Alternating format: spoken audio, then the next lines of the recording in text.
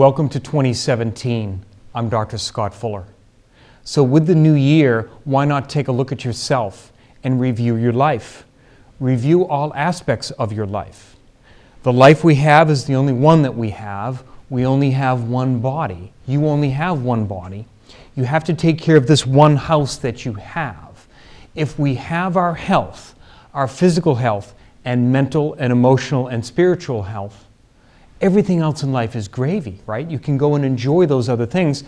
That's what I want to talk about here in the beginning of 2017 as we talk about your health and wellness, improving your health and wellness.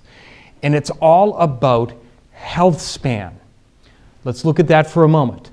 HealthSpan is not only how long we're going to live, which is lifespan, right? HealthSpan is making sure whatever days, weeks, months, years that we're going to live, that those are lived in a healthy manner so we can make sure that our lifespan, whatever it is, remains healthy, and that's ideal health. You know from myself as a chiropractor and as a natural health doctor, I'm all about that. I'm trying to encourage people all the time in my office every day, including today. Let's look at 2017. Are you fueling your body well? More on that in a moment. What are you doing with your physical body? Are you taking care of your mental and emotional and spiritual states? That's going to feed into your health span. It's going to make those years that you have on this planet as healthy as they can be. Then you can go and do and fulfill the purposes that you have in your life, whatever they might be. A fantastic parent, a great teacher, a business person, somebody who cares for the environment and the planet. Whatever your purposes are in life, you can carry those out better to fruition to the fullest extent if you're taking care of your physical body, your mental and emotional state, and the spiritual side of you as well. That's what we want to talk about here. So let's get into this. Let's go with our first slide. So the first part of what we're going to talk about here is fuel. Taking this amazing machine that we have and feeding it the best fuel possible. I talk about automobiles, I talk about cars a lot. Why do I do that? Because people can wrap their head around cars. Let's say we bought a $50,000 car, okay? We're going to be impressed, we love it, and we're going to start taking care of it, right? We don't want to get a scratch on it, right? Let's make sure we get that tune-up, change the oil, don't bump into something, right? We're taking care of this $50,000 car. And of course, we're going to pour in the highest octane gas that we can get, right? You're not going to put 50 octane fuel in your car and expect it to run at its fullest extent. You're not going to do that. Even though it might save you a couple of dollars to buy a lower octane gas, you won't do that. You demand the high octane fuel so your car runs better. Well, newsflash. It's a $50,000 car. Who cares? If it blows up today, go get a new one. It doesn't matter. If you look at some of the sports stars and movie stars, they are insuring their legs for $35 million, $50 million, and if I remember correctly, David Beckham, he insured his legs for $100 million. $100 million. So what I've done is I've asked my patients, I said, I have a briefcase of money right here. I have $50 million in my briefcase. You can have the $50 million if I get your leg. Every single one of them says, no, I won't do that. How about your ankle? Nope. How about $100 million just for your ankle? My point is you can't even put a price tag on a leg. You see? That's how valuable our health is. And then we expect to take care of this $50,000 car with all this intensity and passion, but we're letting our body just kind of fall apart. You see? Fueling our body with the best fuel that we can, the highest octane fuel that we can put into our body is one of the most important things you can do this year and moving forward.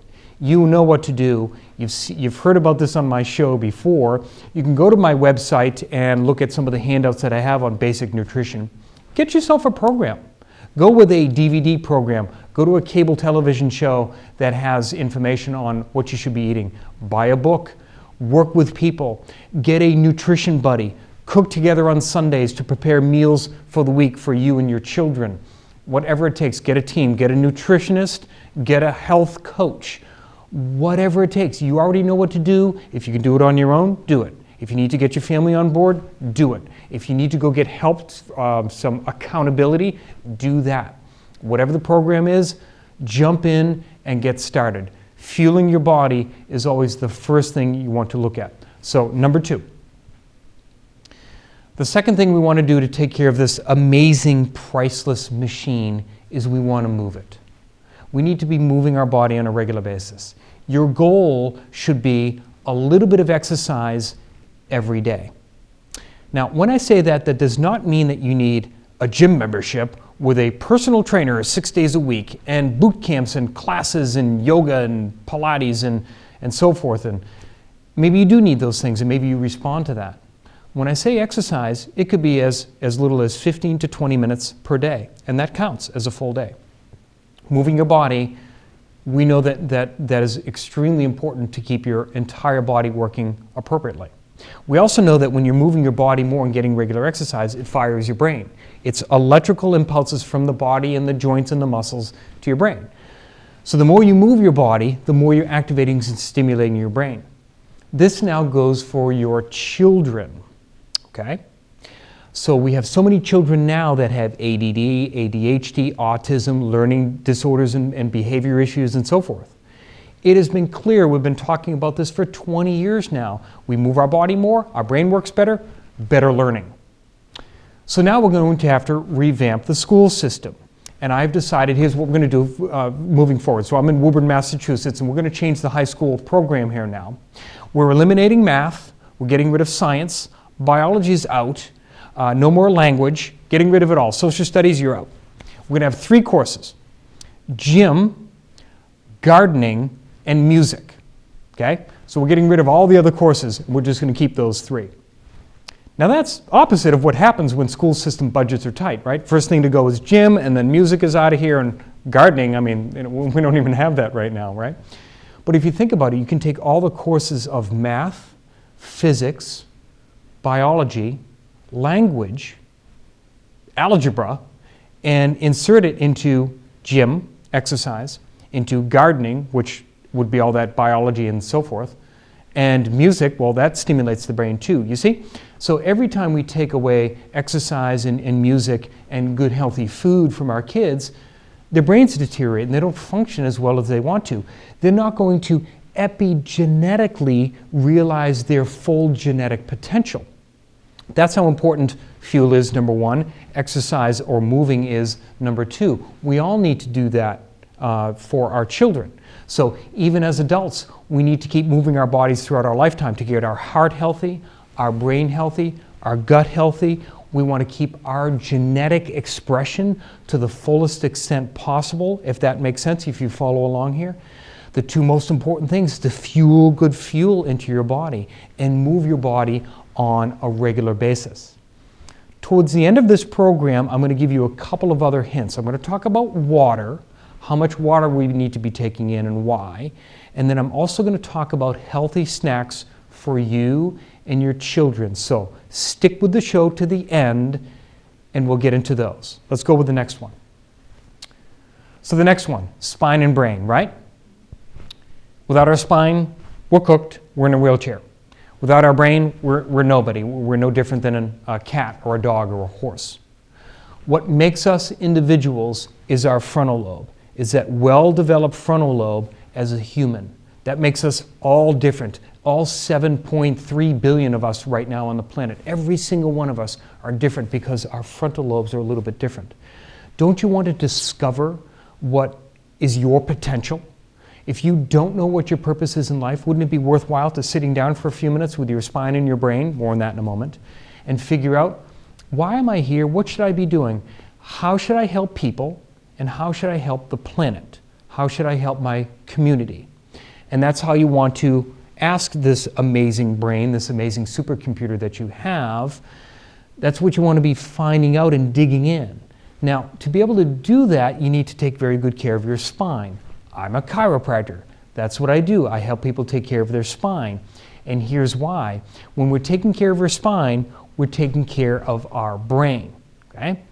All the nerves, if you can show us on the next one, all of the nerves that move out of the spine to the rest of our body, as you can see here on this fantastic chart.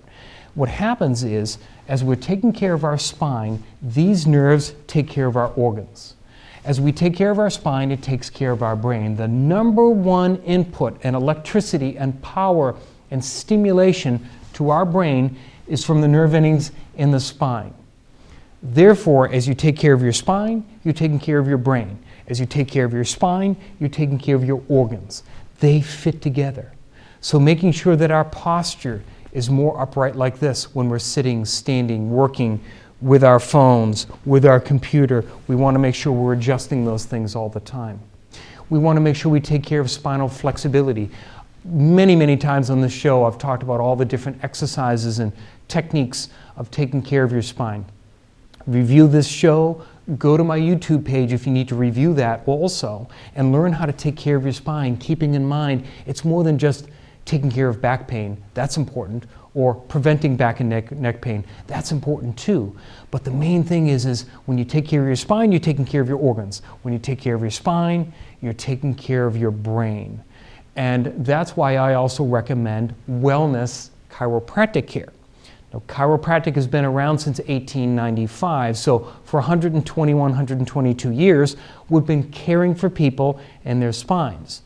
For the first 4 to 5 decades in chiropractic, we weren't taking care of people's neck and back problems. For the first 4 or 5 decades, we were taking care of people with mental disorders, visceral problems, and infectious diseases. That's how chiropractic started and built. We weren't taking care of people in chronic neck and back pain, you see? We just coincidentally found, as we were taking care of people's spines, their chronic neck and back pain problems went away. So it shifted from a visceral model and a mental model and an infectious disease model to a back and neck pain model. So now the perception of the public is that chiropractic is for back pain and neck pain, and if your neck and back feel fine, you don't need a chiropractor. Wow, that is so short-sighted. Our gift, chiropractic's gift to the world, is taking care of our spine, which takes better care of your organs, which then takes better care of your brain. You see?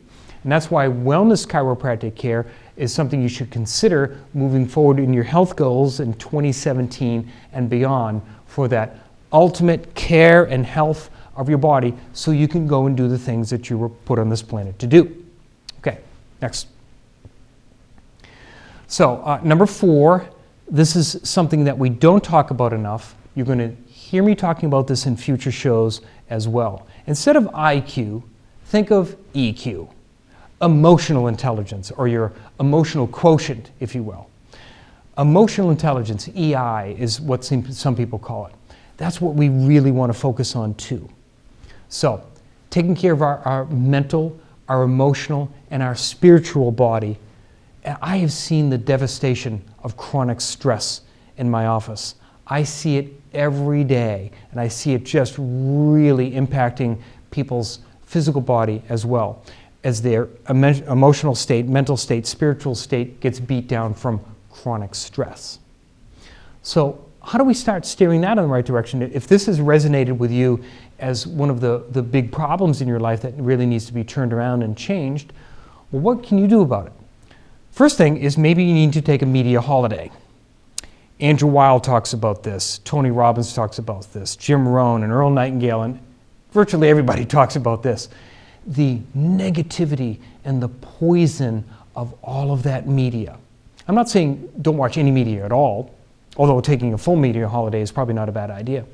Think of what happened in the United States in 2016. Everybody talks about all of that nastiness and negativity and poison that will oftentimes infiltrate into our brain, and you don't even realize that it's making you respond in a negative manner to the people around you, and how much negativity that created between you and the people that you work with, maybe people in your family and friends and neighbors and so forth, and oh my goodness, all of this turmoil and so forth, right? Most of the news is negative. Now there is some media and some media outlets that are positive. Is there happy news? There is happy news, and if you go focus on that, you can find it, right? As a matter of fact, I think there's a website that's called Happy News. So you can go onto Sir Google and find these things out. Happy news websites, positive news websites, and maybe you can spend your time, a little bit of time there. instead of drowning in the poison of most of the media as well. And if you look at some of the popular news shows, it's just a lot of intensity and attack and yelling and ugh, right? So how is that going to impact your day? If you get up in the morning and you turn on one of the news channels and you allow that to infiltrate your brain in the morning, how is that setting you up for a successful, compassionate, loving, connected day? I don't really think that that's happening. Maybe you want to listen to the news, if you can tolerate it, for a couple of minutes just to make sure that there's not a tornado rolling down your street or something locally that's very, very important. Shut that off and then turn on something that's going to begin to build you up. I've mentioned several things on there. I have things on my website, and I'll be visiting this more, but I like putting on things, people, just listening to them in the background, like Tony Robbins and Jim Rohn and Earl Nightingale and Les Brown and Louise Hay, and there's so many more. Napoleon Hill, W. Clement Stone, Dr. Wayne Dyer, and it just goes on and on. So you can start listening to people who are going to build you up and discuss in detail some of the things that I'm touching on right here. They're going to help lift your emotional intelligence to set you up for a better day, to set up better interactions with your children. Wouldn't it be nice to fill your children with energy and enthusiasm and compassion and love and kindness in the morning before they go off to school, or maybe they're a little older and they're going off to a job or whatever it is? Wouldn't it be nice to have your home as a solid foundation built around these aspects of emotional intelligence, where the interactions for the most part are positive and uplifting? Choosing your words carefully as you're interacting with yourselves. You as parents, your communication styles, you talk about this right now in the beginning of 2017 and said, you know what, let's make our home a haven from a lot of the poison and negativity that is out there. And we make sure that our children can rely on us. They can see us as having a supporting, nurturing, loving environment, and that's going to set them up for a better life moving forward, instead of them coming home and dragging themselves home to what's going to happen at home today and not looking forward to that interaction. Wouldn't it be nice if they came home and loved it and was excited to be home and share their day with you, and you support that and enhance that and encourage it and so forth? Because you've built up your emotional intelligence, you can help build up their emotions and their spirit moving forward. That's what we're talking about. Maybe it is recognizing that a lot of media, not all of it, but a lot of media is negative, and that is infiltrating its way in, and you want to stop a lot of that. Put on some positive programs. There are many programs available on YouTube that are for free. You can just put on the audios and just listen to it. Or you can find a lot of programs and buy them, and I've bought multiple CDs from all the people that I just mentioned, and uplifting books and so forth. Buy those programs. I put those CDs in my car, and I just listen to those when I'm driving around, and again, getting away from the news. It just makes so much sense to start programming this amazing supercomputer that you have for an uplifting, built-up day, instead of trying to take in that poison and still be strong and have that emotional intelligence. It's going to be a very difficult thing to do. Okay? Emotional intelligence, your EQ, not your IQ. Let's go with the next one. Sleep is just so important. We all know this. So many patients that I know are just not getting enough sleep. And a lot of people have trouble sleeping as well. For the first 4 reasons, a lot of people have trouble sleeping. If their diet is off, and they're eating too much sugar and too much caffeine, not drinking enough water, more on that in just a moment. If you're not exercising, your physiology doesn't have a chance to go up and then come down and reduce the cortisol and the inflammatory chemicals in your body, so you won't be able to get to a deeper sleep. And then you've got the not enough emotional intelligence, too much stress, and so forth. So sleep is critical. Take a look at those other things to make your sleep better. What you can do is go to Dr. Mercola's website, mercola.com. On his search box, put in 33 sleep recommendations, 33 sleep recommendations, type that right in there, and up will pop a couple of articles that he talks about on easy ways to make sleep a little bit easier, okay?